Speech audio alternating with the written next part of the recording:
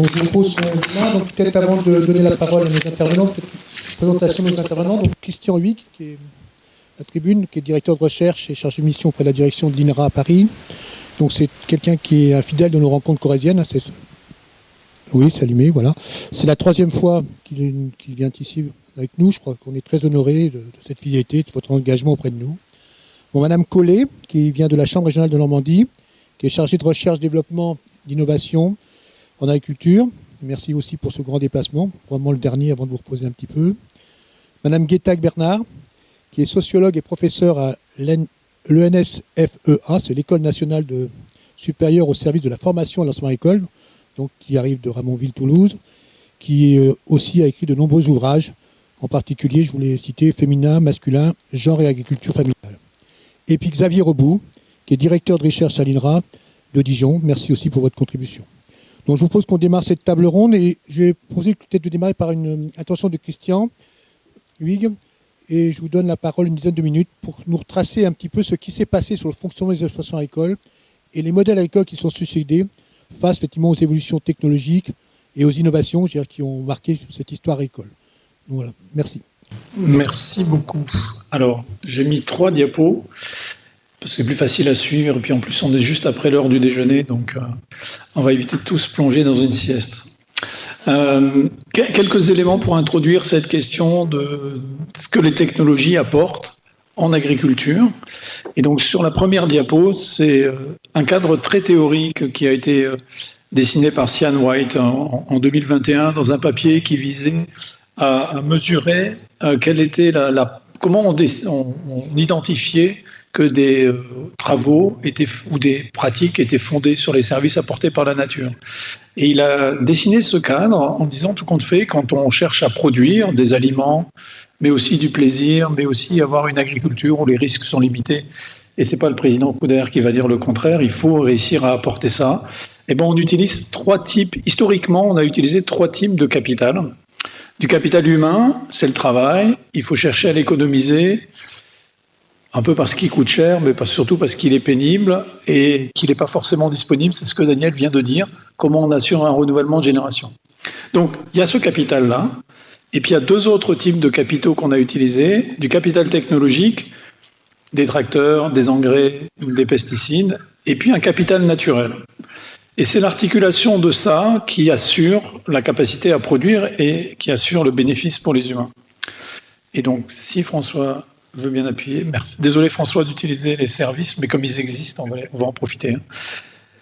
Et donc, en gros, les services technologiques, est-ce que vous avez vu ce matin, ce qui va être discuté cet après-midi, ils sont articulés avec, d'une part, les services écosystémiques, d'autre part, le travail pour assurer ce que l'on veut faire. Alors, si maintenant on retourne sur les 120 dernières années, il y a ce graphique que je trouve extrêmement intéressant, qui montre sur une période de 130 ans ce qui s'est passé en matière d'entrée d'énergie en agriculture. Alors, c'est 2 chercheurs français, Souil Archaoui et puis Petros Tazimpiros, qui ont fait ce travail-là et qui ont, en utilisant des tas de données croisées, avec des tas d'hypothèses, ils ont regardé la quantité d'énergie qui rentrait en agriculture pour sa fonction de production. Et ils ont regardé aussi ce qui était produit. Donc, ce qui est produit, et donc tout ça est exprimé en pétajoules, et c'est la ligne rouge en fait qui est ce qui est produit à l'échelle de la France, et ce qui est sur les autres couleurs, c'est ce qui rentre. Et ce que vous voyez, c'est que en gros autour de 1960, donc en gros entre 55 et 65, vous avez une rupture totale sur ce qui se passe. Avant, l'entrée d'énergie, c'est de l'entrée d'énergie animale, et que vous exprimez par... Enfin, les humains, c'est des animaux, je suis désolé, mais... donc vous avez les animaux de traction qui fournissent un travail quand ils tirent et qui consomment quand ils ne tirent pas, parce qu'ils ont un coût de maintenance, et puis vous avez l'alimentation des humains. Et en 10 ans, vous avez une transformation absolue de ce bazar-là, où l'énergie qui rentre, c'est le fuel et c'est les engrais. Il ne faut jamais oublier qu'aujourd'hui, où la réaction de fabrication de l'engrais est extrêmement optimisée avec un rendement de 95%, il faut 2 tonnes équivalent pétrole pour mettre 1 tonne d'azote sous forme d'ammonitrate. En 1980, il fallait 3. Et puis en 1960, il en fallait plus. Et ce que vous voyez, c'est qu'en l'espace de 10 ans, il y a une transformation absolue, où on passe d'une énergie endogène au système à une énergie exogène au système. Cette rupture, elle est majeure, elle se traduit par énormément de transformations. Quand vous discutez avec le monde agricole, pour les plus anciens, ils trouvent que c'est une période absolument bénie des dieux, ce qui s'est passé à ce moment-là. Et comme on en discutait avec Jean tout à l'heure, en fait, les tracteurs qui sont la ligne rouge, en fait, en gros, c'est une forme identitaire aujourd'hui du monde agricole. Et plus c'est gros, mieux ça vaut. Ce qui montre, et Jean mentionnait la question du progrès, c'est regarder sur les journaux de la presse agricole dans quel sens vont les tracteurs. Ils vont toujours vers la droite, c'est-à-dire ils indiquent le futur. Et donc c'est une vraie question majeure. Ça n'a que 70 ans, enfin même pas 65 ans. Si vous prenez 1960 au milieu. Donc c'est une période bénie des dieux. Sur 10 ans, la France perd 1/3 de ses agriculteurs. 1/3. Aujourd'hui, début de cette année, il y a eu un vote pour une loi qui vise à maintenir les effectifs agricoles. Et donc, vous voyez, sur la même histoire, autour de cette question de renouvellement des générations, on a aujourd'hui un objectif de maintenir, de renouvellement, comme le disait Daniel tout à l'heure, par rapport à une période qui est reconnue comme étant majeure en transformation, qui accepte d'avoir 1/3 des exploitations agricoles, 1/3 des agriculteurs, des actifs qui disparaissent. Ça, c'est le premier changement. Deuxième élément, très rapidement, quand vous parlez de cette transformation, on dit « Ah oui, mais ça a permis de faire énormément de progrès en efficacité. » C'est-à-dire on a eu un rendement qui a explosé. Alors c'est le EROI, les Energy Return on Investment, qui donc c'est le rapport entre les courbes du haut et puis la ligne rouge, et donc c'est ce qui est sur le graphique en bas. Et où ce que vous voyez, c'est que tout compte fait, on avait un EROI qui était à peu près de 2 avant 1960, hormis à l'exception des 2 guerres mondiales, qui a quand même été un traumatisme absolu. Hein. Et en fait, après 1960, ça ne change pas. Ça n'explose qu'à partir de 1980. Et qu'est-ce qui se passe? C'est que le fait qu'on ait de l'énergie exogène en engrais, en tracteur, permet de mettre en place les conditions d'avoir des économies d'échelle. Donc ce n'est pas la traction matérielle, la traction mécanique qui change, c'est le fait qu'avec une traction mécanique, vous pouvez faire des gros tracteurs, alors que quand vous avez des chevaux, vous ne pouvez pas faire un cheval qui est 10 fois plus puissant que le cheval d'à côté. Ou alors vous prenez un poney, mais ce n'est pas ce qui s'est passé en agriculture. On avait déjà fait toutes les économies d'échelle sur la puissance des animaux, on les avait fait avant. Il n'y avait plus de progrès. Et l'arrivée de la traction mécanique rend ça complètement possible. Et vous retrouvez, à partir de, en gros, les années 80, à ce que vous avez une explosion de la taille des engins agricoles, vous avez une adaptation des exploitations agricoles. Le remembrement, il est massif entre 1960 et 1970. 1980 pour les plus retardataires. Je viens du Poitou-Charentes et il y a des zones du Poitou où on a fini le remembrement en 81. Et donc, on augmente la taille des exploitations, on augmente la taille des parcelles. Bref, on fait des tas de choses. Et donc, vous avez aujourd'hui un EROI qui est massif. Alors, ces valeurs-là sont très contestées aujourd'hui parce qu'il y a d'autres personnes qui ont fait d'autres approches et qui montrent qu'en fait, c'est pas si vrai que ça et que le EROI il a plutôt tendance à ne pas augmenter parce qu'on a beaucoup trop d'intrants et d'inputs qui nous coûtent très cher. Mais bon, je cite ces auteurs-là et donc je leur fais confiance. En plus, ils sont très bons, donc ça tombe très bien. Maintenant, si vous regardez les incidences de ça, elles sont de 3 ordres. Le premier, c'est que ça augmente énormément le coût des investissements dans les exploitations. Il y a des travaux qui ont été faits par Sophie de Vienne, qui est professeure à AgroParisTech là-dessus, et qui montrent que tout ce qui s'est passé depuis 1960, l'augmentation de la mécanisation et la baisse du travail humain, a conduit au fait que les agriculteurs ne gagnent pas mieux leur vie par hectare, enfin ils gagnent de moins en moins bien leur vie par hectare, parce que ce qu'ils économisent, les marges de manœuvre qui sont générées par la baisse de l'intensité du travail, augmentent le coût des charges. Et donc, en toute logique, ce que vous devez faire pour aménager à peu près le même salaire, c'est avoir des exploitations plus grandes. Donc, en gros, cette transition-là, c'est pas faite au bénéfice des agriculteurs ou de la population agricole, elle s'est faite au bénéfice de tous ceux qui sont autour, l'amont, qui fournit les aliments, qui fournit les équipements, et puis l'aval, les consommateurs, qui payent de moins en moins cher leur part de revenus. Ça ne veut pas dire qu'il ne fallait pas le faire, mais il faut regarder tout ce qui s'est passé en même temps. Ça, c'est le premier élément. Deuxième élément, c'est que vous avez un impact sur l'environnement qui est désastreux. Un peu le fuel, énormément les engrais azotés. Les engrais azotés, pour un pays comme la France, c'est 40% des émissions de gaz à effet de serre, ce qui n'est pas une paille. La France, le PIB d'origine agricole, c'est 3%, mais pour l'agriculture. Mais l'agriculture, c'est 19% des gaz à effet de serre, et 40% de ça, c'est des engrais azotés. Donc c'est une énorme incidence. Je ne parle pas du fait qu'on utilise beaucoup de pesticides. Voilà, donc un impact sur l'environnement. Et la conséquence indirecte et totalement non anticipée de ça, c'est que par rapport à ma courbe d'avant, où on disait il y a le troisième capital, c'est les services écosystémiques, et celui-là, parce qu'on est incapable de le mesurer et qu'on n'a pas vu l'incidence qu'on avait, que tout ce que l'on faisait avait là-dessus, a tendance à s'effondrer. C'est-à-dire que les services de régulation apportés par le capital naturel, on ne le mesure pas, donc on ne voit pas qu'il disparaît, et après, on ne peut plus en bénéficier. Et donc la question des transitions, c'est comment on fait avec ça. C'est un constat, et il ne faut pas dire c'est bien ou c'est pas bien, c'est juste une réalité. Donc comment on fait par rapport à ça ?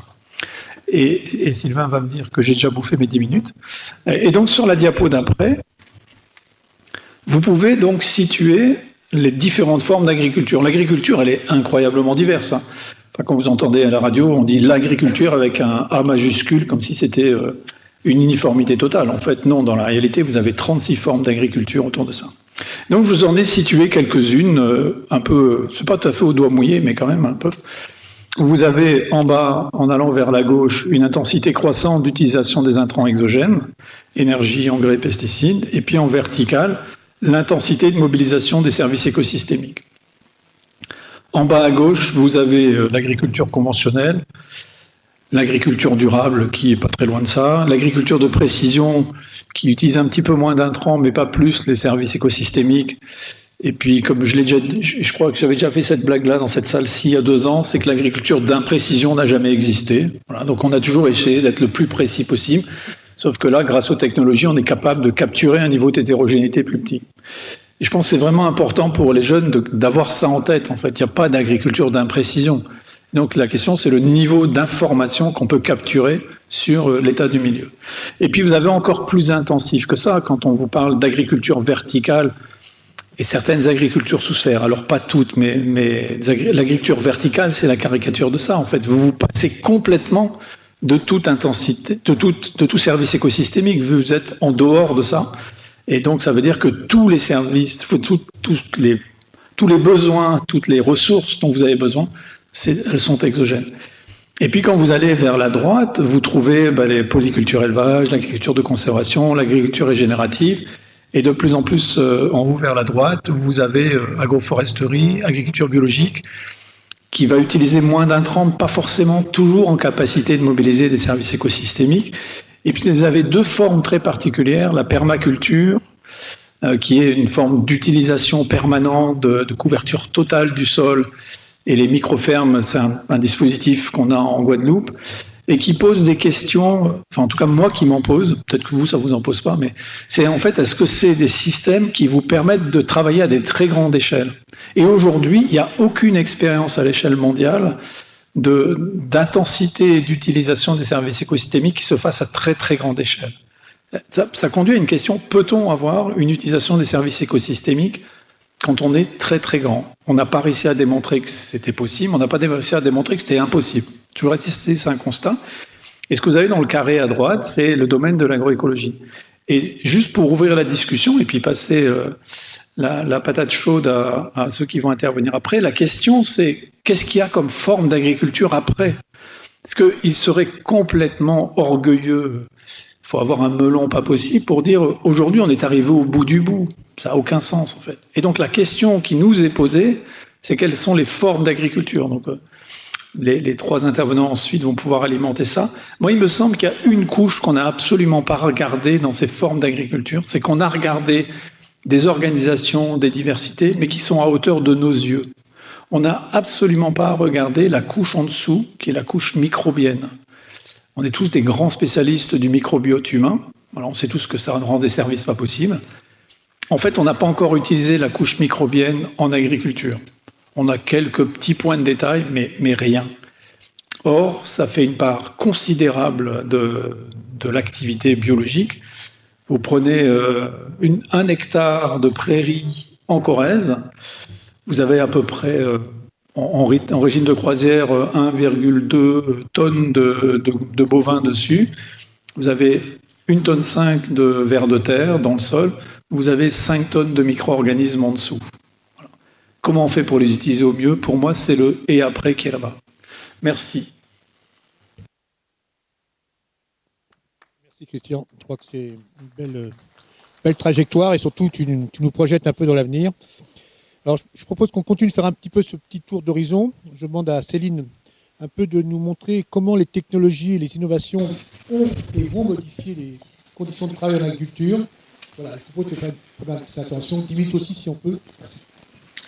Donc, dans le « et après », nous, on s'est surtout intéressé si les technologies, en tout cas les innovations, allaient rendre l'agriculture plus vivable, ou si, en tout cas, les agriculteurs allaient davantage s'épanouir avec des exploitations dans lesquelles il y avait de la technologie. Et donc, on s'est intéressé à l'impact de ces innovations dans les conditions de travail. Donc, peut-être pour resituer déjà ce qu'on entend par conditions de travail, la profession, donc, en tout cas, a besoin d'évoluer. Aujourd'hui, quand on dépouille un peu la composante conditions de travail, on va avoir le temps de travail, la charge de travail. Aujourd'hui, les agriculteurs sont encore la profession la plus impactée sur la charge de travail, avec 54 heures en moyenne. C'est plus que les PME, c'est plus que tous les autres secteurs d'activité. Et ça concerne en fait l'amplitude horaire, le travail de nuit, le travail d'astreinte. Donc la nécessité d'améliorer en tout cas cette composante. Ça concerne aussi la pénibilité physique. Et aujourd'hui, l'agriculture reste un secteur très touché par les TMS. 93% des maladies professionnelles, c'est les TMS. Et dans les filières les plus impactées, la vitie, l'élevage, liées aux des gestes répétitifs et à une exposition assez forte à différents risques. Dans les composantes des conditions de travail, les risques psychosociaux, la santé mentale, les charges mentales. Et là aussi, je ne vous apprends rien, la profession du coup est très exposée au risque suicide, au mal-être, liés à des situations de burn-out, de pression réglementaire ou autres. Et le dernier point, c'est la satisfaction au travail, le sens du métier. Et aujourd'hui, on regarde aussi comment les innovations viennent impacter la motivation au travail, ou en tout cas le sens du métier, et l'impact aussi qu'il peut y avoir sur des phénomènes qu'on a entendus, qu'on a appelés agribashing. Donc voilà un peu les composantes qu'on a observées et le lien avec l'apparition de ces nouvelles technologies. Et donc dans le bouquet des nouvelles technologies, on a exploré beaucoup de choses. Ça va du drone, où aujourd'hui la moitié du parc de drones qui existe, c'est en milieu agricole. Donc du coup, c'est quand même un secteur qui s'est emparé de cette techno. C'est le GPS. Du coup, ce matin, les élèves ont pu voir un peu les applications dans le métier avec le tracteur. La robotique. Donc là, vous pouvez le voir, il y a une explosion en fait de la robotisation, mais que ça soit en élevage ou en production végétale. Aujourd'hui, les 3/4 des agriculteurs, ils ont au moins un objet robotisé sur leurs exploitations. Donc, on l'a appelé la 3e révolution, parce qu'aujourd'hui, voilà, la chimie, il y a eu la mécanique. Aujourd'hui, c'est la robotique, c'est l'intelligence artificielle qui va derrière. Et on le constate, du coup, l'apparition de robotique autant en végétal qu'en animal. Donc, je vous ai mis quelques repères. C'est aussi derrière toute une technologie aussi sur la gestion des data et aujourd'hui la sécurisation et la traçabilité de tout le système de données, puisque du coup, dès lors qu'on va dire technologie, on va appeler de la data, de l'analyse de data, du partage de data, de la sécurité des données, et notamment pour les agriculteurs qui doivent rester propriétaires de leurs données. Les capteurs, là, il y en a une foultitude également, que ce soit pour le monitoring en élevage, mais aussi pour la gestion de l'agriculture de précision, comme ça a été cité auparavant. Et puis les OAD, tous ces applis. Aujourd'hui, on a 53% des agriculteurs qui sont équipés d'un logiciel de gestion de parcelles. On a plus de 80% des agriculteurs qui se connectent plusieurs fois par jour, puisque du coup, le pilotage de l'exploitation, il se fait via des applis ou via des sites internet, ne serait-ce que pour consulter les prévisions météo. Donc voilà, c'est une réalité en tout cas sur les fermes aujourd'hui. L'intérêt, c'est de voir si c'est profitable ou pas dans l'exercice du métier et est-ce qu'avec ces technologies, on a des gains sur la vivabilité et l'épanouissement des agriculteurs. Donc j'ai pris un petit exemple. Alors on parle d'élevage, mais en fait les mécanismes qui s'exercent sont les mêmes en production végétale. On va avoir, si on part complètement à gauche, de la machine. Alors là c'est marqué automate, DAC, mais ça peut être un capteur, ça peut être n'importe quel outil un peu connecté. Donc ça va... L'équipement, en tout cas, va générer peut-être un surcroît de travail. C'est pour ça que je vous les ai mis en rouge, du fait de l'entretien de ce matériel, de la charge mentale liée aux pannes de ce matériel, une dépendance par rapport à un SAV, par rapport à un fournisseur. Donc, voilà. Sur cet aspect purement investissement, il peut y avoir plutôt des effets délétères. Par contre, dès lors que la machine est en fonctionnement, là, on va profiter des gains, donc la réduction, voire la suppression de tâches pénibles, si on fait faire par un robot en l'occurrence, la baisse du travail d'astreinte, ou même la suppression parfois. Une souplesse d'organisation, c'est vrai qu'aujourd'hui, le fait de pouvoir déplacer ne serait-ce que le travail d'astreinte, ça permet en effet d'aller à la réunion parents-prof, par exemple.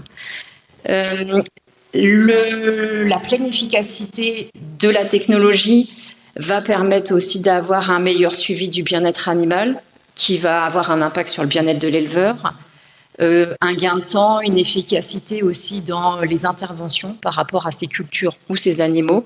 Donc là, on est dans je dirais, les gains.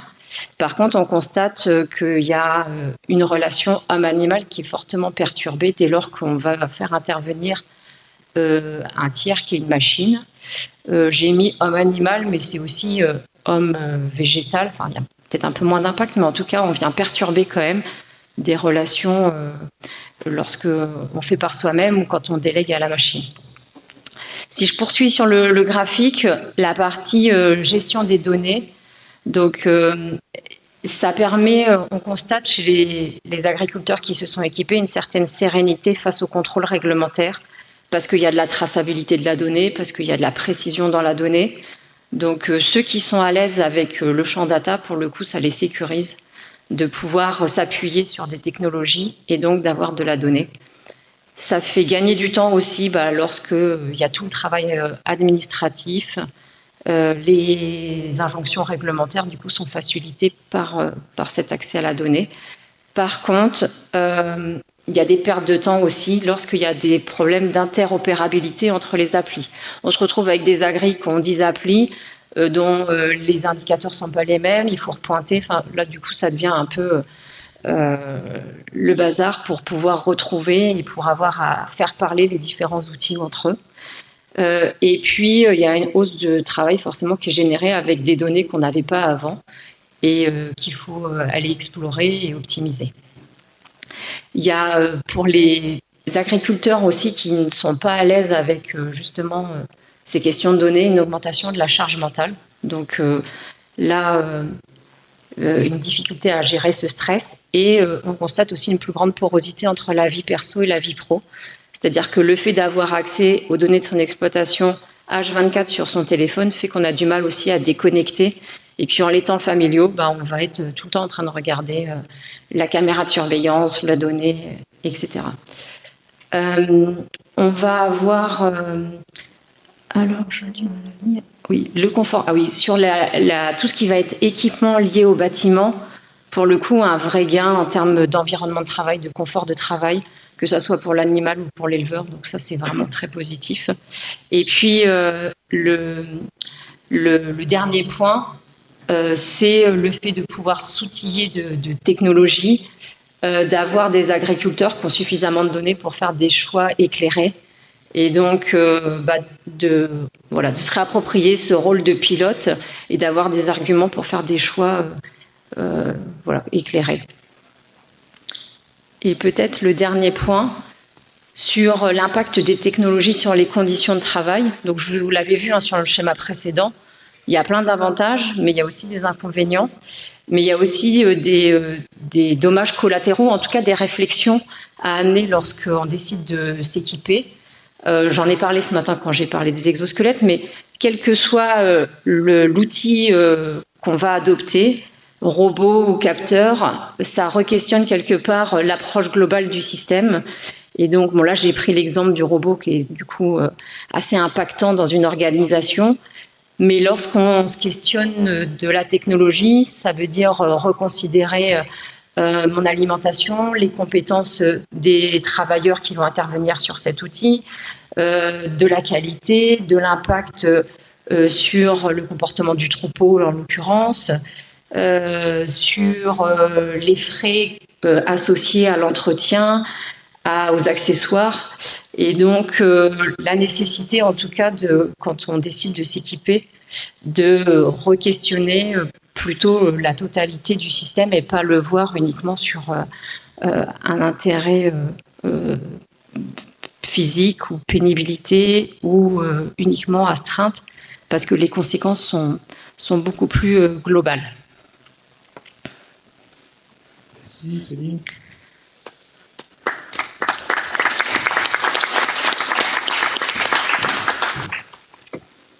Nous ne pouvions pas, au regard de l'importance de la modernisation des exploitations agricoles, induite par une industrie qui pèse de plus en plus sur le milieu agricole, ne pas essayer de comprendre l'évolution de la place laissée aux femmes en agriculture. Alors, peut-on s'attendre à des modifications de genre demain, sous l'influence des technologies et des innovations ? Hélène, je vous propose de nous montrer comment les femmes sont une composante essentielle de notre agriculture, malgré parfois une représentation déséquilibrée. Merci. Merci de me donner la parole.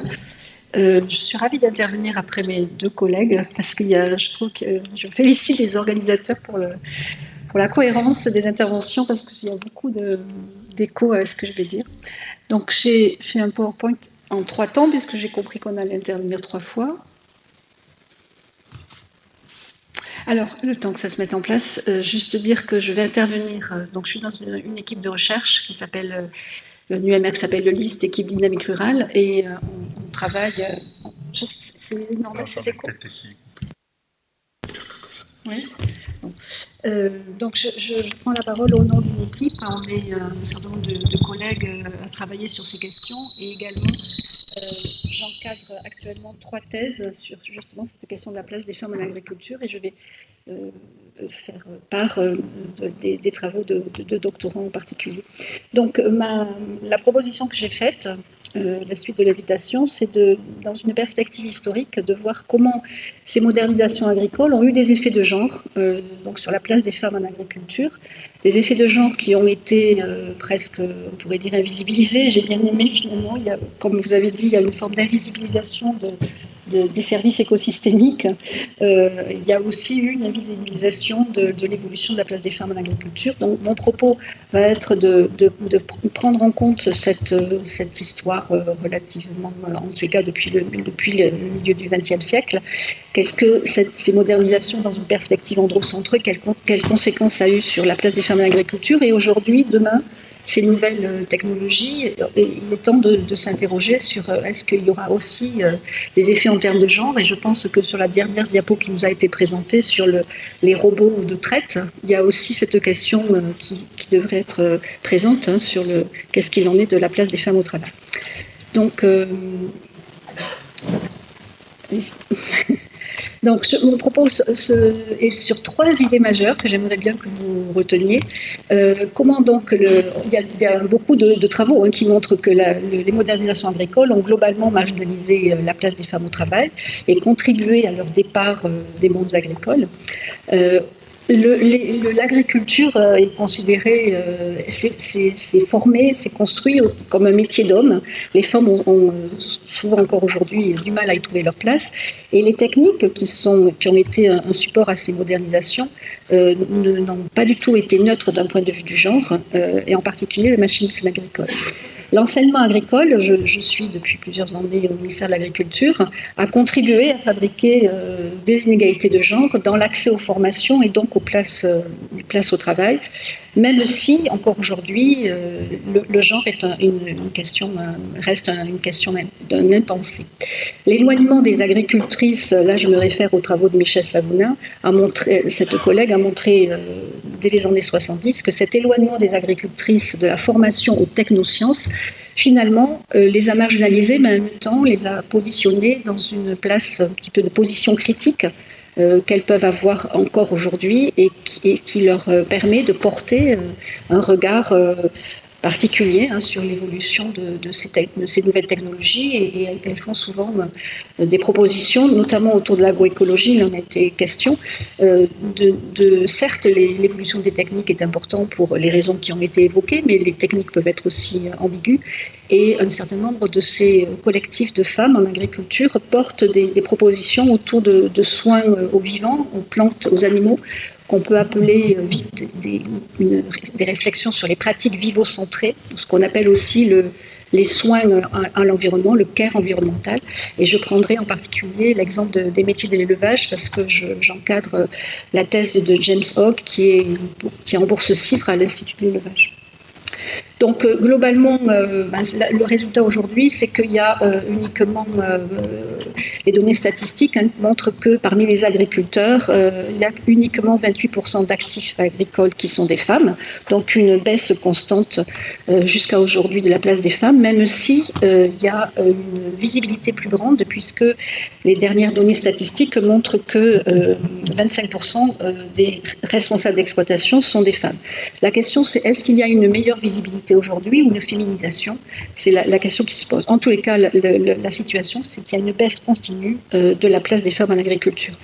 Il a été dit, bien évidemment, qu'il y a une diversité de situations agricoles et donc une diversité aussi de collectifs agricoles et de représentation du métier. La réalité reste aujourd'hui que l'entrée dans le métier agricole pour les femmes est assez spécifique. Il se fait soit par le mariage, il reste encore des situations d'agriculture familiale, donc on entre dans le travail agricole lorsqu'on se marie aussi, de plus en plus en collectif, mais aussi de plus en plus dans des situations hors cadre familial et hors statut marital. Donc une agricultrice sur 2 n'est pas d'origine agricole. On sait que les femmes rentrent dans le métier plus tardivement, étant moins formées dans les métiers en agriculture, elles ont souvent des parcours plus complexes.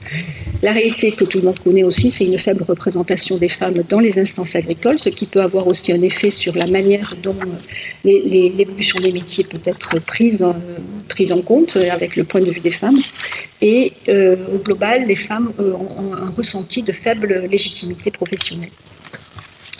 Je viens donc du ministère de l'Agriculture, d'une école qui forme les enseignants des lycées agricoles. Globalement, les statistiques montrent qu'il y a à peu près parité de filles et garçons dans l'enseignement agricole, mais en fait, il y a une forte différenciation puisqu'il y a des filières dites genrées avec une présence très forte des filles dans les métiers de service, le fameux bac SAPAT. Il y a donc une continuité en quelque sorte entre lorsqu'il y avait les fameuses écoles ménagères rurales, agricoles, que l'on retrouve avec cette filiation vers les filières SAPAT, et globalement donc l'enseignement agricole a aussi été une institution révolution en quelque sorte qui a détourné les femmes de l'agriculture en favorisant une tertiarisation de leur travail. Et aujourd'hui, on sait que les femmes occupent une place importante autour de la comptabilité, notamment sur les exploitations. Donc globalement, il y a une éviction des femmes des formations techniques agricoles. Et même si ça a été impensé, et même aujourd'hui, les enseignants, notamment de la filière agroéquipement, disent s'il y a 99% de garçons, c'est normal, c'est comme ça, il n'y a rien à en dire. Donc, sont maintenues encore aujourd'hui des orientations différenciées des filles et des garçons, mais vous le comprenez bien, ces orientations différenciées ont des effets en termes de place des femmes et des hommes au travail. Il y a des formes de naturalisation aussi des compétences du soin qui peuvent être considérées du côté du féminin, et on s'aperçoit, les enquêtes montrent que les hommes ne sont pas dépourvus de ces compétences, mais qu'elles sont souvent non dites, parce que les formes de modernisation aussi ont en quelque sorte presque obliger les hommes de ne pas rendre compte de ces capacités d'attention et de soins aux plantes, aux animaux. Donc c'est absolument pas uniquement des compétences féminines.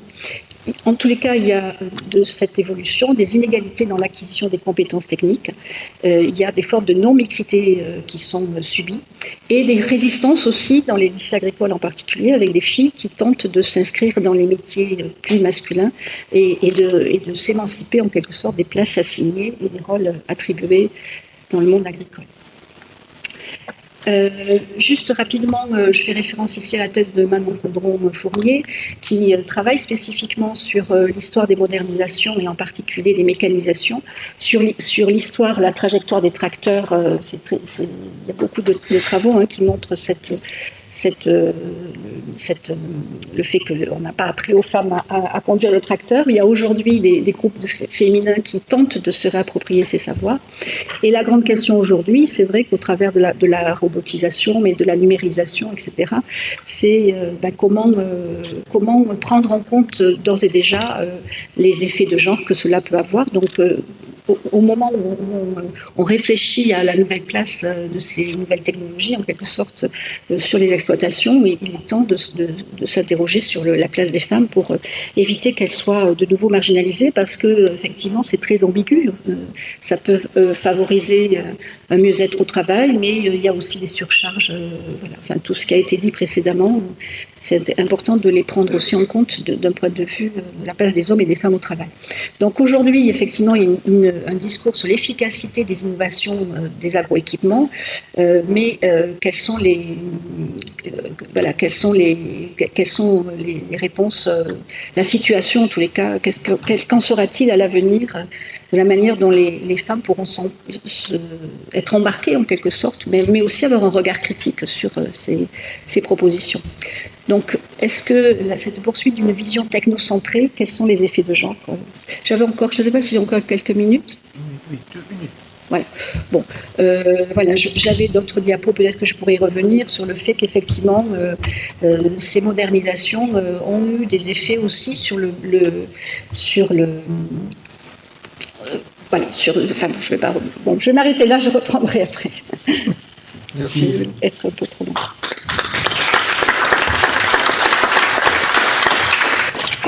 Je propose à Xavier de nous montrer comment les innovations ont modifié considérablement la conduite des exploitations agricoles, tant sur le plan agronomique, économique, social et oriental. Et sur ce dernier point, je pense que ce sera probablement une composante majeure de l'innovation du futur pour les agriculteurs dans un nouvel équilibre qui sera recherché sur le plan social, économique et environnemental. Donc merci Xavier.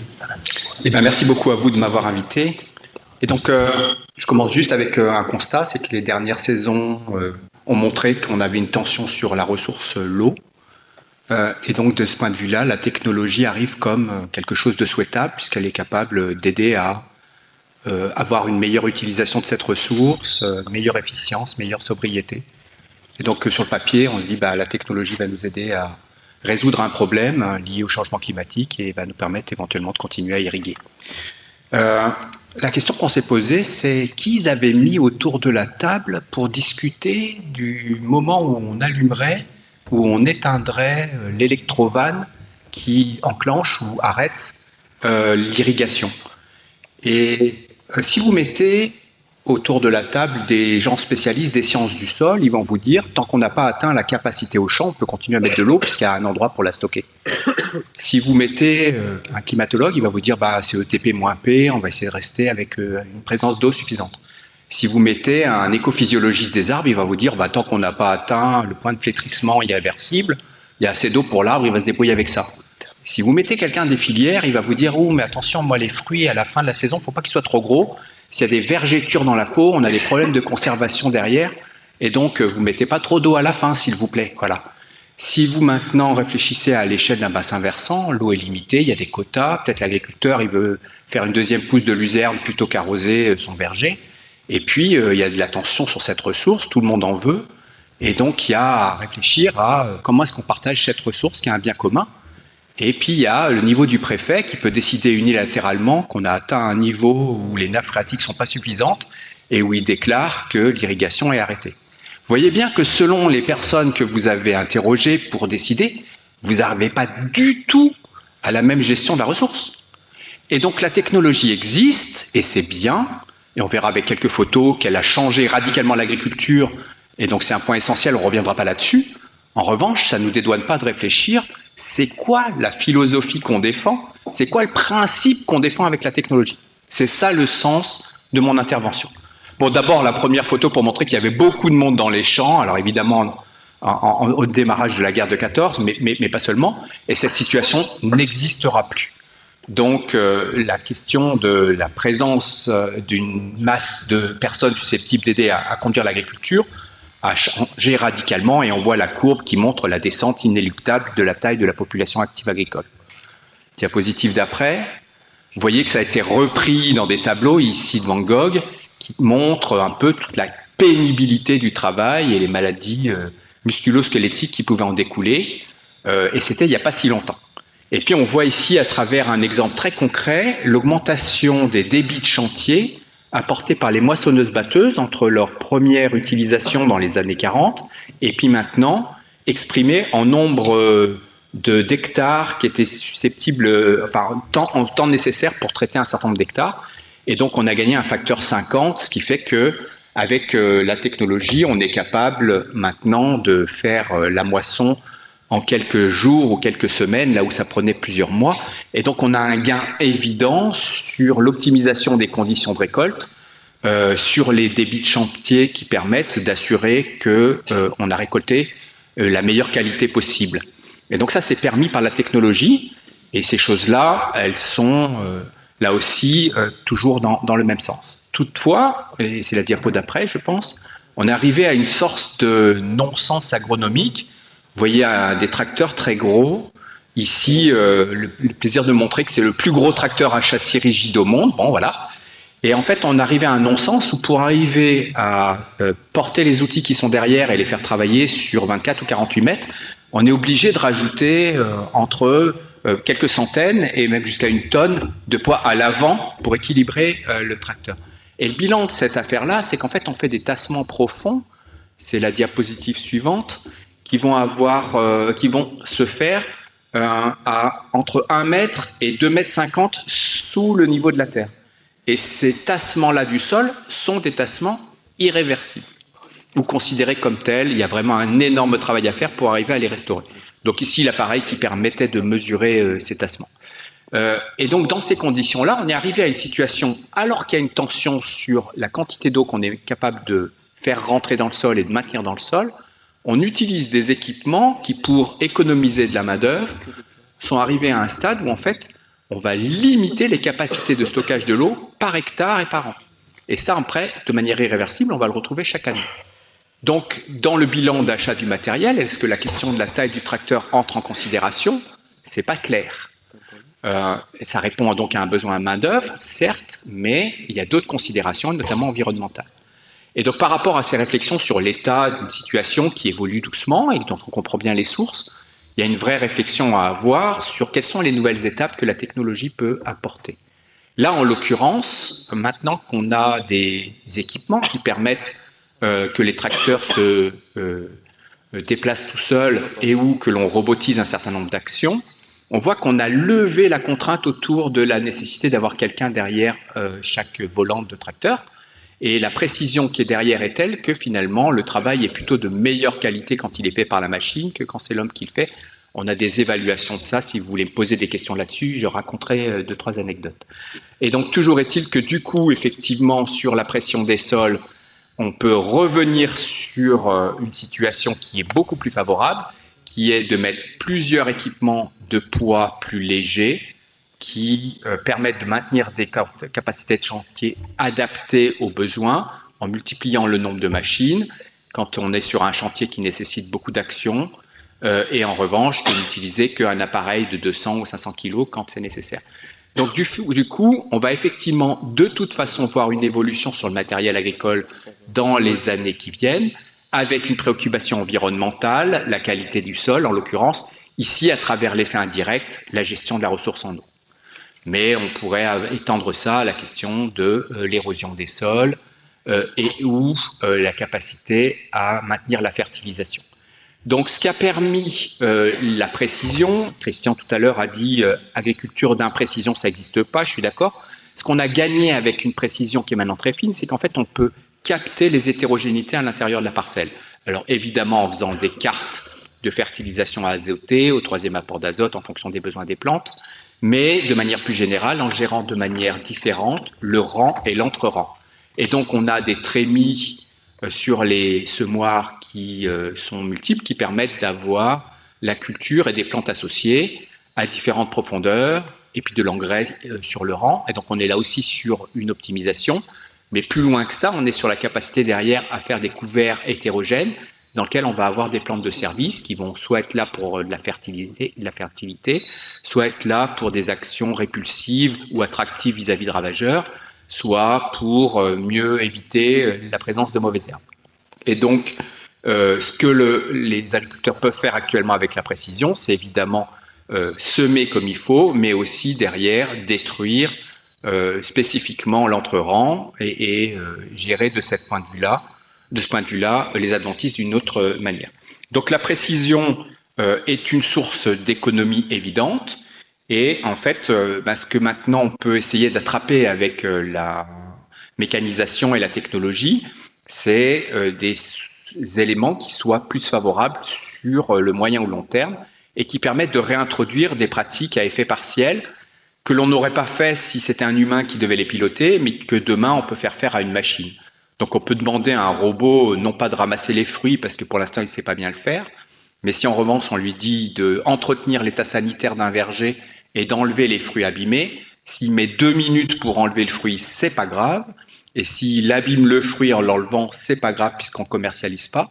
Et donc on est en théorie sur le papier en mesure de demander à un robot d'assurer l'entretien sanitaire de la parcelle le plus longtemps possible ou en complément des pratiques qui vont être faites de gestion plus classique de la protection des cultures. Il y a donc une synergie possible entre ce que l'homme peut faire et ce que l'on peut déléguer à la machine.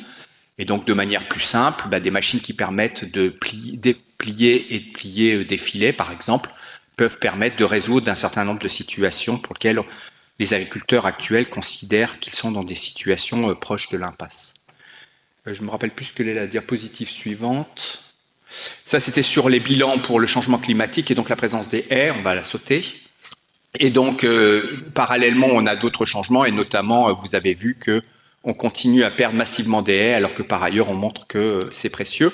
Et donc là aussi, il existe des équipements qui permettent d'entretenir les haies et ou de faire du bois plaquette. Et donc, on a de nombreux exemples où des collectifs d'agriculteurs se sont concertés pour faire des chantiers d'entretien des haies pendant l'hiver, et qui ont un contrat avec la communauté de communes pour vendre du bois plaquette pour l'église, la mairie, l'école et éventuellement l'EHPAD.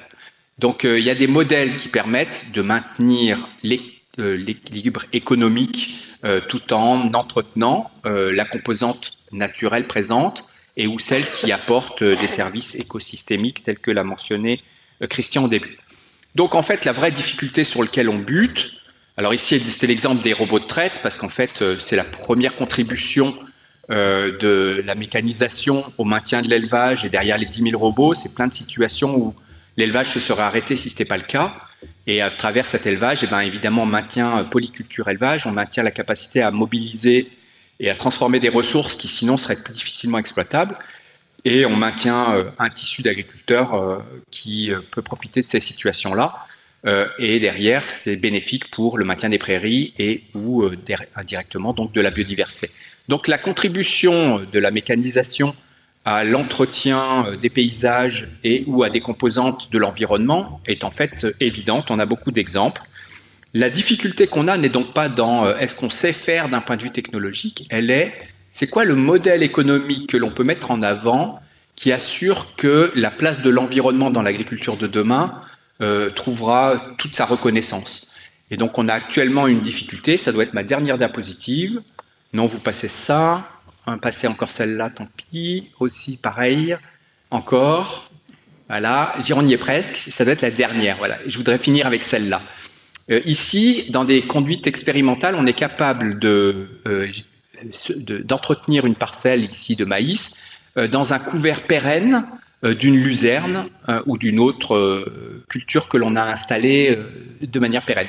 Et le principe qu'on applique, c'est dès que la végétation de l'entre-rang se développe trop, il faut venir avec un équipement qui va la rabattre et donc laisser ici le maïs prendre le dessus. Et une fois qu'il est suffisamment développé, son ombrage suffit à maintenir la parcelle. Et donc on sait faire des cultures sans herbicides, ce qui est sans doute un atout majeur pour les années à venir.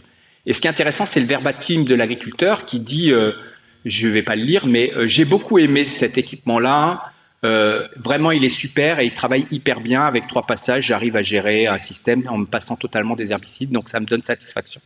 Et donc on lui pose la question en lui disant, est-ce que vous allez l'acheter ? Il dit, oh non, le début de chantier c'est trop lent et puis la charge de mécanisation est trop élevée. Et donc, je ne vais pas l'acheter. En revanche, si j'étais dans une situation où je n'ai pas le choix, oui, forcément, je la prendrais. Et on voit là, en fait, toute la difficulté. C'est que du matériel qui permet de faire des conduites alternatives de l'agriculture, il en existe. Simplement, c'est le modèle économique qui actuellement pose problème. Et donc, il faut vraiment réfléchir sur comment est-ce qu'on accompagne cette transition-là pour que ces équipements-là, une fois qu'ils auront été installés, bénéficient des économies d'échelle, donc deviennent plus faciles à l'achat, soient mieux maîtrisés, donc du coup, les agriculteurs puissent les maîtriser et derrière qu'il y ait une reconnaissance du fait qu'il a produit un maïs sans jamais utiliser d'herbicide et donc toute la filière reconnaisse qu'il y a là un avantage majeur qui a été maîtrisé. Dans ces conditions, des équipements pour des pratiques plus agroécologiques, il y en a. Merci. Donc peut-être qu'on va revenir un petit peu sur ces interventions. Christian, peut-être compte tenu de ces premières interventions, est-ce qu'elles corroborent votre vision effectivement de l'agriculture que vous imaginez pour demain ? Si je dis non, ça ne va pas le faire en fait. Donc il faut que je dise oui. Je trouve que ce qui a été... je vais rejoindre Hélène quand elle disait que la programmation avait été bien faite. Donc bravo Sylvain. Parce que on voit que autour avec des regards très différents et des points de vue de départ assez contrastés, on arrive au même constat, à savoir que on a utilisé des technologies et il y en a des nouvelles qui arrivent, et que la question qui fait débat, c'est où on va. Le comment on y va, on sait, comme vient de dire Xavier. On a à peu près tout ce qu'il faut en magasin pour imaginer, enfin pour répondre à tous les besoins que l'on a. On est capable, comme l'a montré Hélène, de mesurer des incidences, et en particulier sur les questions de genre, quand vous avez des situations qui relèvent de l'impensé, ça veut dire qu'en gros vous avez tous admis quelque chose, et c'est grave parce que vous le mettez plus en débat. Et donc je trouve que la contribution d'Hélène montre que la trajectoire a eu des incidences considérables. Et je pense que ce qui fait débat aujourd'hui, c'est vers quelle forme, au pluriel, on veut aller. En passant, je trouve que si ces formes-là pouvaient ramener la gente féminine à contribuer à l'agriculture, ça serait remarquable, parce que ça veut dire qu'aujourd'hui, le monde agricole accepte de se passer de 50% de l'intelligence de l'humanité, ce qui est quand même... Alors, vous allez dire, on est déjà très bon avec simplement 50%. Je n'ose imaginer ce que ça fera quand on utilisera 100% de l'intelligence humaine. Donc pour moi, ce qui fait vraiment... qui doit être au cœur de notre histoire, c'est où on va. Et alors, je ne vais pas vous donner la recette de ce qu'il faut faire demain. Il y a des éléments autour de ça. Il y a notamment le fait que, comme vient de le dire Xavier, mais qu'on a tous souligné, il faut qu'il y ait une rémunération juste, c'est une évidence, et Daniel Couder l'a dit aussi au début, et on arrivera à ça, et c'est aussi ce que Jean a dit dans son introduction, parce qu'il y aura de l'activité dans les territoires. Et l'activité ne sera pas une activité agricole primaire, mais passera par de la transformation. Quand vous avez 1 euro de biomasse agricole qui est transformé dans un territoire, il génère en moyenne 3 euros de valeur ajoutée. Et c'est ça qu'on doit avoir. On avait débattu dans cette même salle il y a 2 ans en disant, ou l'année dernière, je ne sais plus, en disant, on produit énormément de bovins et de très beaux bovins, la plus belle race du monde, à savoir les Limousins, dans cette région, et il n'y a pas d'abattoir. La valeur ajoutée, elle est faite là où les animaux sont abattus et transformés. Donc voilà. Bon, il n'y en a pas beaucoup, on va dire, il y en a peut-être quelques-uns, mais c'est pas. Enfin, quand vous identifiez la Corrèze, vous ne l'identifiez pas par ses abattoirs, vous ne l'identifiez pas par ses industries agroalimentaires, vous l'identifiez par les bovins qui sont dans les prairies. Voilà. Et donc, comment on fait ça? Et donc, il faut qu'on arrive à générer de la valeur ajoutée, il n'y a aucun doute autour de ça.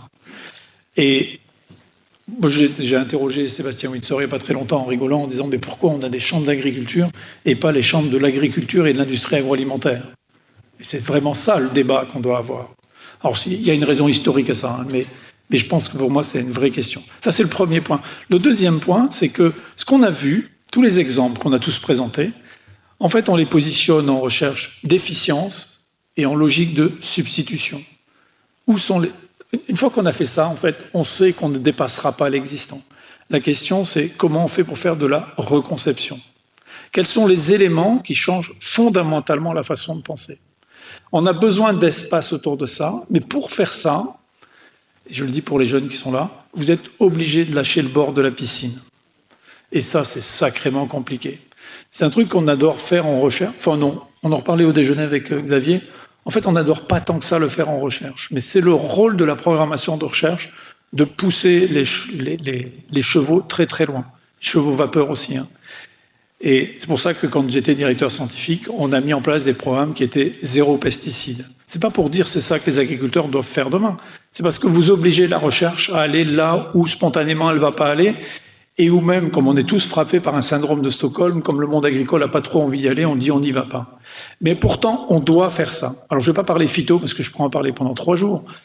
Mais si vous prenez la question de l'azote, par exemple, encore une fois, en termes énergétiques, en termes d'impact sur le milieu, c'est considérable. En termes de coûts aussi, sur les exploitations, c'est considérable. Et en termes d'exposition à des aléas, la crise ukrainienne, enfin russo-ukrainienne, a montré l'extrême fragilité de nos systèmes par rapport à ça. Vous faites quoi? Je ne veux pas dire qu'il ne faut pas en utiliser, surtout pas. Mais le défi que l'on a, pour l'humanité, mais aussi pour la France, c'est d'augmenter de façon absolument considérable l'efficience d'utilisation de l'azote. Vous n'avez pas le chiffre en tête, ce n'est pas des raisons que vous l'ayez, parce qu'on n'en parle jamais, nulle part, mais de tout l'azote qui rentre en agriculture, et il n'y a que l'agriculture qui utilise de l'engrais azoté, de tout l'azote qui rentre en agriculture, il n'y en a que 20% qui finissent dans la bouche d'un consommateur. Ça veut dire qu'il y a 80% qui rentre, qui est perdu. Waouh! Et il est perdu, donc vous l'avez payé. Enfin, le monde agricole l'a payé, mais tous les autres consommations intermédiaires l'ont payé. Et vous le retrouvez dans le milieu. C'est une source de pollution gigantesque. Chaque fois que vous mettez 1 kilo d'azote, vous en avez une toute petite fraction qui sert à faire des gaz à effet de serre, je l'ai dit tout à l'heure. Vous le retrouvez dans l'eau. Il n'y a personne ici qui est de Bretagne, mais les algues vertes en Bretagne, c'est une réalité. Et c'est une réalité malgré la directive nitrate et tous les efforts qui sont faits pour l'appliquer. Ça coûte en France, enfin les seuls chiffres dont on dispose, c'est 2011. Ça coûte aux collectivités territoriales 150 millions d'euros pour gérer les algues vertes tous les ans autour de la Bretagne. Vous devez dépolluer l'eau. La dépollution d'origine agricole, c'est pareil, il y a très peu de données autour de ça. Le dernier rapport fait officiel, estampillé, donc on ne va pas mettre les ONG dans l'histoire. Il date de 2011, fait par le CGDD, c'est entre 1 et 1,5 milliard d'euros par an de dépollution de l'eau. C'est absolument considérable. Et donc la question, elle est comment on fait là-dessus? Et donc si vous voulez faire un système qui est vraiment durable, il faut le reconcevoir pour que l'efficience d'utilisation de l'azote, c'est pas 20%, mais c'est 40%. Si on fait ça, le système il tourne de façon il devient durable, à savoir que l'impact sur le milieu devient de zéro, et ce qui fait que le système il peut continuer. Alors qu'aujourd'hui, on a un impact fort, ce qui fait que le système il se dégrade. Et donc, pour moi, la question centrale, sur la base de tout ce qui a été échangé par nous quatre ici, c'est où sont les espaces pour concevoir ça, et donc comment on le conçoit pour accepter de reconcevoir fondamentalement, sachant que dès que vous arriverez à reconcevoir, vous pouvez soit taper dans la caisse à outils de ce qui est disponible, soit demander à la recherche de vous fournir quelque chose. C'est comme le BHV, on y trouve à peu près tout et on peut le fabriquer. Mais la vraie question de fond, c'est comment on le conçoit. Et pour moi, les chambres consulaires, c'est pas pour flatter Monsieur le Président ici présent, je pense que les chambres consulaires sont un endroit où ça peut se passer, où ça doit se passer, et il faut ouvrir au-delà du seul monde agricole pour concevoir les territoires que nous voulons pour demain. Ce n'était pas la question prévue, Sylvain, mais c'est ma réponse. Non, mais je crois que ça apporte déjà des ouvertures qui viennent compléter, je crois, le débat économique qu'a évoqué Xavier. Et pour peut-être continuer en ce sens, quand tu évoques les perspectives, je pense qu'on peut se proposer la question à Hélène, c'est comment les femmes demain peuvent peut-être contribuer au changement de ce paradigme agricole, parce que c'est vrai que dans les nouvelles missions, dans les nouvelles activités, dans la façon de prendre les choses, les femmes peuvent peut-être jouer un rôle fondamental. Donc Hélène, je vous laisse reprendre sur ce point-là. Oui, alors justement, ça me permet de revenir à une diapo que je n'ai pas eu le temps de commenter, qui était quand même importante sur aller vers l'avenir, c'est aussi comprendre bien de quel constat on part. Donc sur l'histoire des modernisations, hein, on voit bien qu'en termes de rapport hommes-femmes, les hommes installés en agriculture, il y a une forme de suréquipement et aussi des fragilisations économiques des exploitations et des risques psychosociaux qui ont été évoqués. Inversement, les femmes installées en agriculture, elles sont sur des installations avec sous-équipées. Il y a ce qu'on appelle un gap technologique, hein, dont les femmes peuvent pâtir. Les femmes qui sont installées seules sur les exploitations sont des exploitations moins mécanisées. Et aussi, c'est un point important, des équipements qui peuvent être pas ou peu adaptés au corps féminin. Parce que la technologie, on emploie ce terme de technologie androcentrée, pensée, créée par et pour les hommes. Il y a de nombreux groupements féminins aujourd'hui qui revendiquent le fait de pouvoir manier ces outils, mais à condition que ce soit des outils qui sont aussi plus facilement adaptés aux pratiques féminines, parce que les chiffres montrent que les agricultrices souffrent presque 3 fois plus de troubles musculo-squelettiques que les hommes. Face à ces difficultés, là je fais référence aux travaux de James Hogg dans le cadre de l'IDEL, l'Institut de l'élevage. Ils ont montré que face à cette situation, les femmes ont plusieurs solutions. Soit elles forcent, elles utilisent des outils, elles effectuent les tâches même si elles peuvent être en difficulté, au risque de se blesser. Elles peuvent demander de l'aide, donc ça crée des formes de dépendance, souvent envers les hommes sur l'exploitation, d'où aussi un sentiment de faible légitimité, d'autonomie réduite.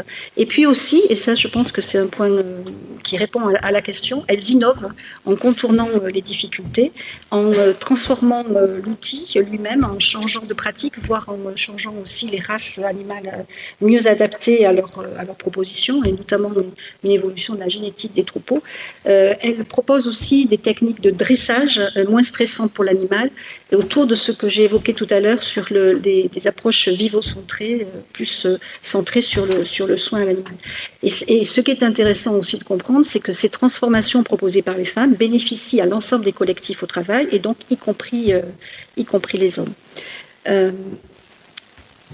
Ce que je voulais dire aussi, c'est que en termes de futur, disons, c'est intéressant de voir que les femmes sur les exploitations se positionnent différemment. Il y a des agricultrices qui considèrent que cette division sexuée du travail, au nom de la complémentarité des tâches qui a souvent été évoquée en agriculture, qu'elle est légitime, mais qu'elles s'y retrouvent parce qu'elles arrivent à s'inscrire dans des niches féminines, même s'il peut y avoir une certaine forme d'essentialisation de la place des femmes au travail, mais elles peuvent, dans cette perspective-là aussi, être entrepreneuses agricoles et être reconnues en tant que telles.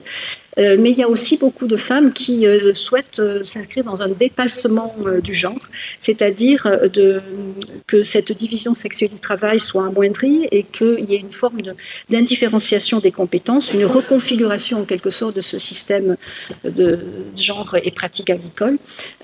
Et souvent, elles y arrivent lorsque finalement elles sont installées, les enquêtes le montrent, dans des installations où elles sont seules, ou alors lorsqu'elles sont en collectif féminin. Parce que lorsqu'elles se retrouvent face au mari, aux frères ou à d'autres hommes sur l'exploitation, il y a plus facilement cette division sexuelle du travail qui s'impose à elles. Ce qui est important aussi à rappeler, c'est qu'on parle de féminisation de l'agriculture parce qu'il y a des enjeux forts, non seulement de renouvellement des générations, mais aussi derrière cette préservation d'agriculture à taille humaine, disons, on pourrait dire que c'est à la fois préserver la souveraineté alimentaire, la qualité des paysages, la vie sur les territoires, la protection de la biodiversité, mais que c'est surtout aussi un enjeu politique face à l'agriculture de firme, parce qu'on sait qu'il y a aussi des formes d'accaparement des terres qui peuvent exister aussi dans nos contextes. Voilà, puis un mot de conclusion pour... On va regarder. Merci. Alors, tout à l'heure, Céline, vous avez parlé un petit peu des nouvelles, des technologies qui avaient impacté les conditions de travail. Est-ce qu'aujourd'hui, vous pensez qu'elles peuvent aller encore plus loin sur les modèles d'exploitation agricole par rapport à l'agrandissement, par rapport aux diversifications, par rapport peut-être à des nouveaux schémas, tels qu'a évoqué votre question? Quel est un petit peu votre regard sur ces technologies, ces conditions pour aborder, je dirais, des formes d'agriculture peut-être qui ne sont pas prêtes aujourd'hui, mais qui seront prêtes demain?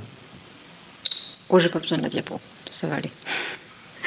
Donc, oui, par rapport à l'agrandissement, enfin en tout cas l'évolution des structures, l'innovation va du coup permettre d'accompagner ça. Alors ça a été évoqué par des gains de productivité, par une meilleure... une utilisation en tout cas plus efficiente des ressources ou la baisse des intrants.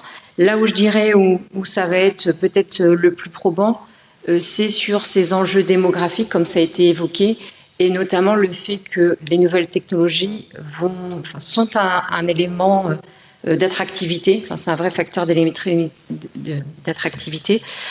Quand on parle d'attractivité, on entend il y a 3 leviers. Il y a l'image du métier, et donc c'est important que l'agriculture elle puisse afficher le fait que c'est une activité moderne qui sait se renouveler, qui sait innover.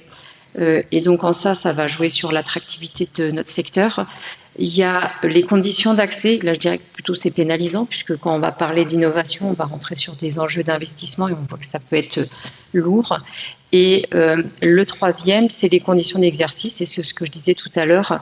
Là, pour le coup, on a des vrais leviers, en tout cas en s'appuyant sur ces technologies. Donc, globalement, ça va jouer sur l'attractivité et ça va jouer aux 2 niveaux, c'est-à-dire aujourd'hui capter des futurs agriculteurs, que ce soit en tant que salariés ou futurs chefs exploitants, mais aussi en pérennisant les actifs sur les structures, justement parce que en les préservant, en évitant aussi ces effets de concurrence entre filières. Aujourd'hui aussi, on a une perte de nos actifs parce qu'ils sont captés par d'autres secteurs. Donc le fait qu'on se remette à niveau sur ce sujet des conditions de travail fera qu'on pourra pérenniser et fidéliser nos actifs. Donc il y a un enjeu fort en tout cas sur ce volet renouvellement des actifs et contrer en tout cas l'effet démographique. Et puis par contre, peut-être un dernier point où là, il faut pouvoir accompagner ces enjeux d'innovation sans pour autant se laisser submerger, dans le sens où si demain on a une agriculture qui devient industrielle, va se poser la question du sens de nos agriculteurs. Et je parlais de relations animales qui pouvaient être perturbées. Demain, il ne faudrait pas qu'on ait des agriculteurs qui soient plus des manipulateurs de machines plutôt que des producteurs. Donc ça, c'est essentiel de pouvoir mesurer aussi le niveau d'équipement, de rester maîtrisant et pas de se laisser submerger de manière à pas perdre le sens dans son métier, de garder un épanouissement et puis d'être en phase avec ses valeurs dans son exploitation.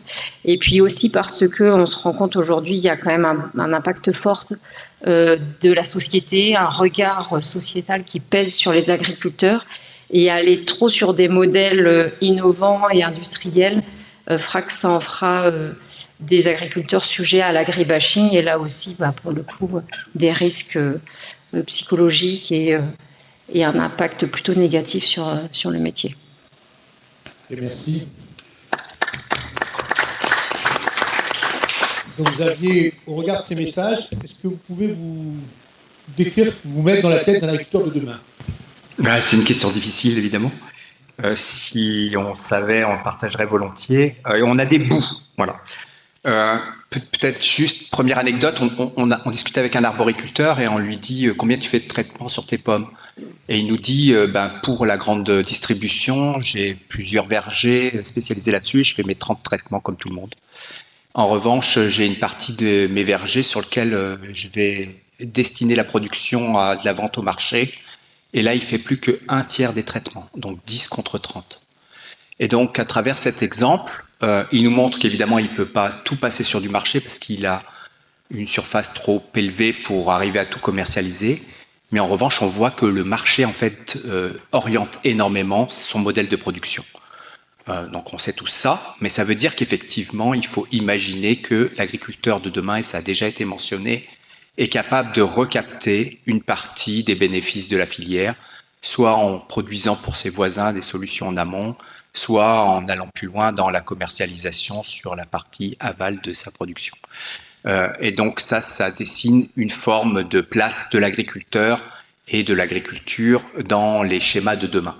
Alors après, on ne peut pas continuer à avoir une agriculture qui est en défiance avec le reste de la société, ça ne va pas pouvoir continuer comme ça, on a besoin de s'alimenter, on a besoin que les agriculteurs existent, on a besoin qu'ils vivent bien de leur métier, qu'ils en soient contents, et donc il y a un vrai travail à faire pour remettre l'agriculture au centre, finalement, des choix de société, et cette décision-là, elle va beaucoup plus loin dans la place de l'agriculture, la reconnaissance des apports que l'agriculture fait dans les territoires.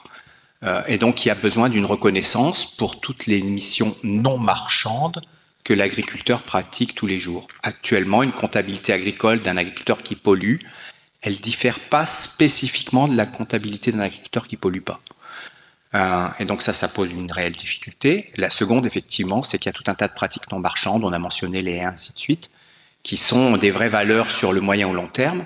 Et donc, il faut passer d'une manière ou d'une autre à une comptabilité environnementale pluriannuelle pour que toutes les pratiques à effet partiel ou effet cumulatif qui vont devenir rentables, la gestion de la fertilité est un bon exemple, ou le bien-être animal qui se construit sur du moyen ou du long terme, tous ces éléments-là apparaissent de manière explicite dans les résultats et les compétences et les performances atteintes par les exploitations. Donc, on voit qu'il y a des changements majeurs à mener. L'agriculteur de demain, j'espère qu'il sera fier de son métier, j'espère qu'il trouvera des repreneurs. Sur le fond, il n'y a pas de raison de penser que ça ne va pas être le cas. Pourquoi ? Parce qu'on aura besoin des agriculteurs et ça reste le plus beau métier du monde. Donc, sur le fond, il faut le rendre enviable et souhaitable. Peut-être les derniers éléments, c'est effectivement comment est-ce qu'il évite d'être esclave de la technologie. Alors, c'est peut-être la dernière anecdote, on avait une réflexion sur l'utilisation des capteurs en élevage. Alors là, on était dans une porcherie et où on avait des capteurs qui mesuraient par infrarouge la température des animaux. Et donc, un cochon qui a la fièvre, il apparaissait dans un rouge différent d'un cochon qui ne l'a pas. Mais si vous n'avez pas le capteur infrarouge, un cochon, il est rose parce qu'il est rose ou il est rose parce qu'il a la fièvre. Comment vous savez ça ? Et donc, on s'était dit, c'est super ces capteurs, ça aide à l'éleveur à être un éleveur augmenté, c'est-à-dire que la technologie va être au service de la qualité de son métier. Et ça va l'aider à mieux travailler. Et donc, on avait imaginé, s'il y a un cochon à de la fièvre, on va l'envoyer automatiquement à l'infirmerie. On envoie un message au téléphone à l'éleveur en lui disant tu as un cochon à l'infirmerie qui ira voir ce soir en rentrant si c'est juste qu'il y a un problème avec l'équipement ou s'il y a quelque chose à faire. Et ce qu'on trouvait bien, c'était que l'animal qui est malade, il est éloigné du reste du troupeau, c'est bien pour lui. Puis si par hasard il a une maladie, ça évite qu'il en tartine chez tout le monde. Donc là aussi, il y a caractère éminemment souhaitable à cette technologie-là. Et puis là-dessus, on discute de ça avec nos amis hollandais, puis ils nous disent oui, mais tu as le numéro de l'oreille du cochon. Et donc, ça veut dire que tu peux, dans son alimentation, automatiquement rajouter des médicaments si par hasard il a de la fièvre. Et on s'est dit, mince, ils ont raison, c'est ça qu'ils vont faire. C'est qu'ils vont confier à l'ordinateur la responsabilité de gérer la santé des cochons. Et donc, l'ordinateur, demain, sera capable de faire des lots de cochons homogènes à partir de cochons qui étaient malades ou pas malades. Et il va homogénéiser tout ça. L'éleveur, si ça se trouve, il va perdre la capacité à suivre l'état sanitaire de son troupeau. Si ça se trouve, j'en sais rien. Mais voilà. Et donc on passait d'une situation où le capteur, ça faisait un éleveur augmenté, ça lui donne l'info qui est difficile à capter, et on passe à un éleveur qui se retrouve à être esclave finalement de l'informatique, qui se pose la question tous les soirs de savoir si l'ordinateur a bien réfléchi à sa place.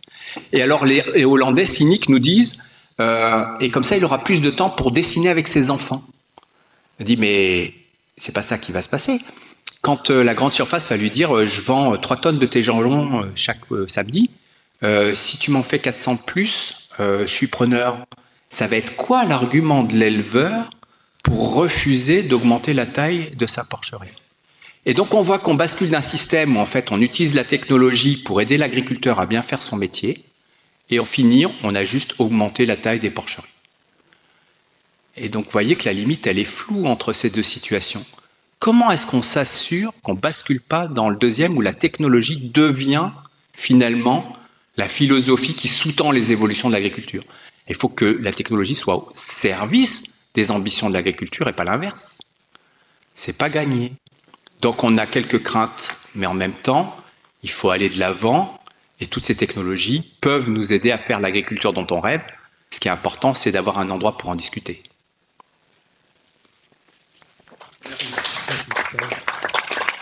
Alors, il est 15h20. Je voulais qu'on arrête à 15h30 pour permettre à la deuxième table ronde de pouvoir officier correctement. Est-ce qu'on prend une question dans la salle? Une question. Allez. Ou deux. Mais ça veut dire que la commission est plus courte. 2 questions. Alors, on y va. Arundhati. Et après, au fond.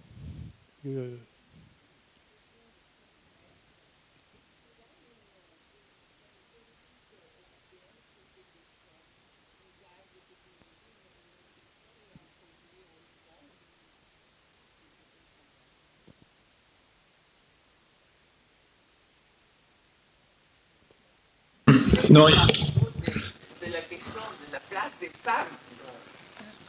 Ah, la place des femmes. Mais pas particulièrement, en général. En général, sur la place des technos en agriculture, non, il n'y a pas de position de l'Europe, il n'y a pas de directive, il n'y a pas de règlement sur ces questions-là.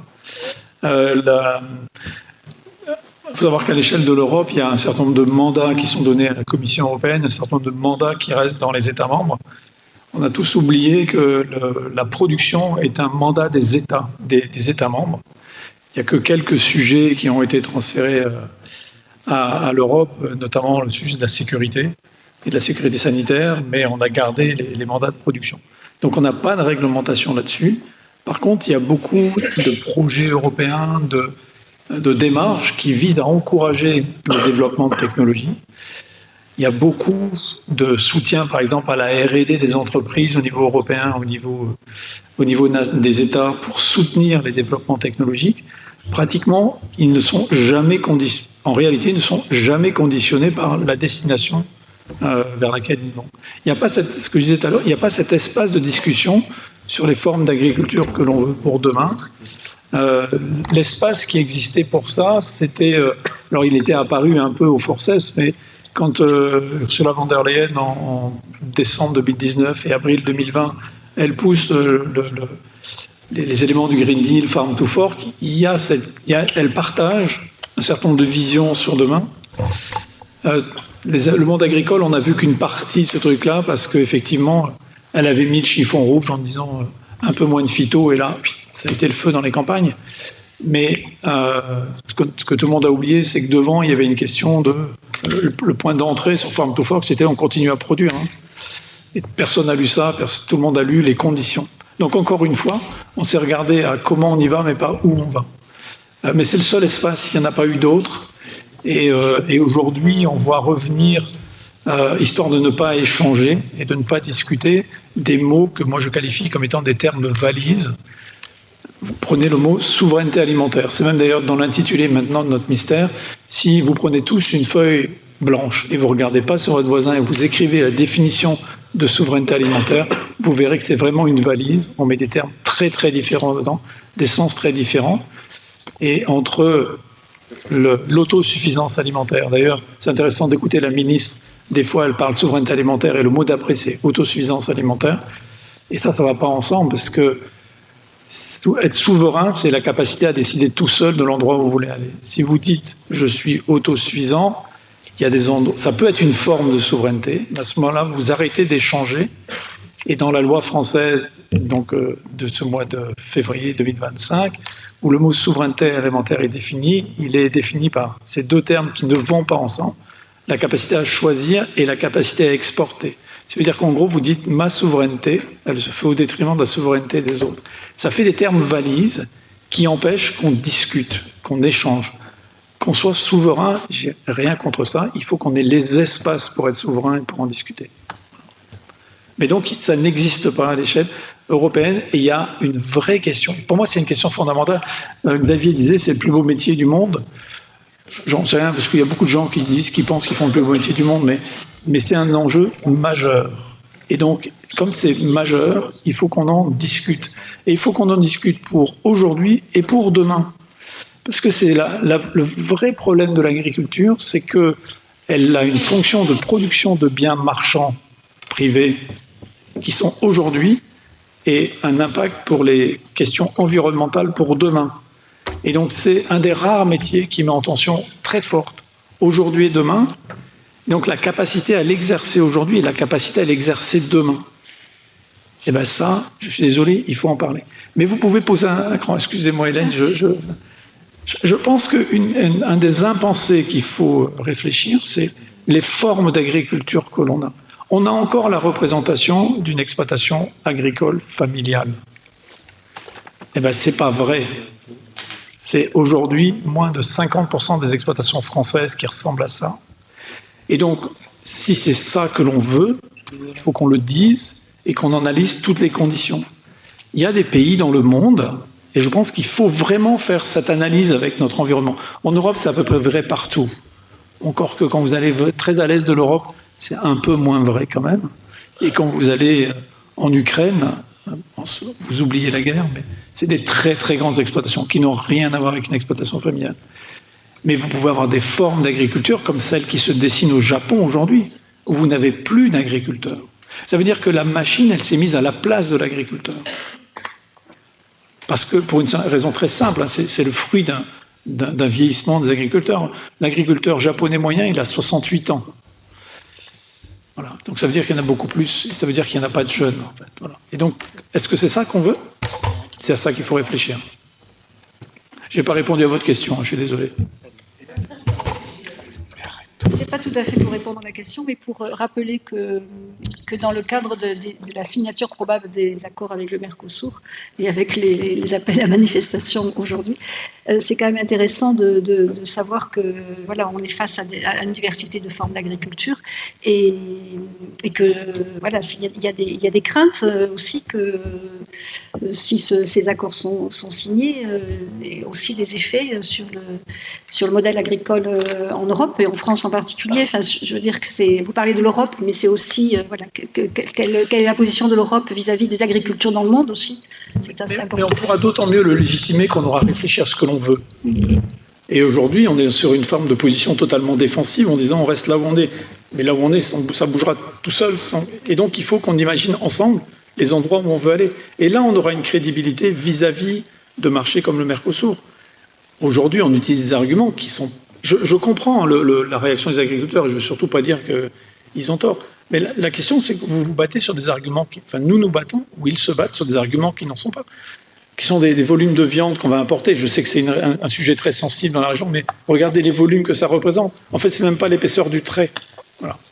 Et donc, ce n'est pas un argument recevable. La question, c'est, effectivement, comme vient de le dire Hélène, c'est quelles sont les formes d'agriculture que l'on veut sur le continent européen, quelles sont les formes d'alimentation que nous voulons sur le continent européen, qu'est-ce qu'on va manger demain, qu'est-ce que l'on veut manger demain. Et il ne faut pas dire on va manger demain la même chose qu'aujourd'hui, c'est pas vrai, ça bouge tout seul. Et donc on doit accompagner ça. Et c'est cet espace-là qu'on doit avoir. Je voulais juste qu'on arrête. Est-ce que chacun peut dire un mot de conclusion, mais très rapide? Alors, Xavier, on va faire comme ça. Juste très court, ça permettra peut-être d'aller un peu plus loin dans la réponse à Michel. Très court pour qu'on puisse laisser la place à Jean-Pierre.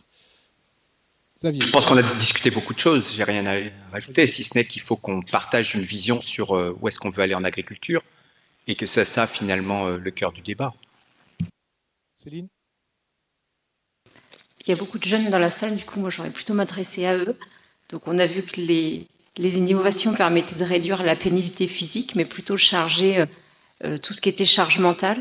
Et donc, je les invite à s'intéresser à la programmation, au numérique, parce que pour être maîtrisant et pour bien vivre la technologie, du coup, il faut avoir des compétences. Et ils pourront les mettre à profit si, aujourd'hui, ils s'intéressent au numérique et à la data. D'accord. Hélène, un petit mot? Micro. Le mot et qu'il y avait une forme de marginalisation des femmes en agriculture. L'enjeu, c'est effectivement la reconnaissance de leur place, qui peut supposer aussi, dans le monde agricole, un questionnement sur les systèmes de représentation des masculinités, parce qu'on le voit en élevage, il y a aussi un besoin de changement des représentations. Et la question, j'ai bien entendu, on est d'accord qu'il faut aller vers des technologies adaptées, mais aussi les propositions vers repenser le rapport au vivant, c'est aussi des formes d'innovation qui doivent être soutenues. Christian, un mot pour la fin et je pose à Jean-Pierre de prendre la suite. Alors je vais essayer de ne pas être binaire pour répondre à Michel. Non, je pense que deux points. L'immobilisme ne peut pas tenir lieu de stratégie politique et donc les technologies, elles sont là et le système va bouger et on ne peut pas dire qu'il ne bougera pas. Et puis pour continuer sur ce qu'a introduit Céline, vis-à-vis des jeunes, je pense qu'il y a un enjeu absolument crucial de la formation et de l'acquisition de compétences. Et il faut le réfléchir en fonction des destinations et de la capacité d'agilité de l'ensemble de ceux qui sont formés. Les entrants en agriculture aujourd'hui, quel que soit l'âge de l'entrée, ils ne feront pas les mêmes formes d'agriculture tout au long de leur vie. Et ça passe par la compétence. Et la formation initiale, elle est incroyablement structurante. On a du mal à se décaler de sa formation initiale. Et donc la formation initiale, elle est cruciale. Et je pense que c'est vraiment un endroit, c'est majeur d'avoir réussi à faire ça aujourd'hui avec autant de classes. Merci.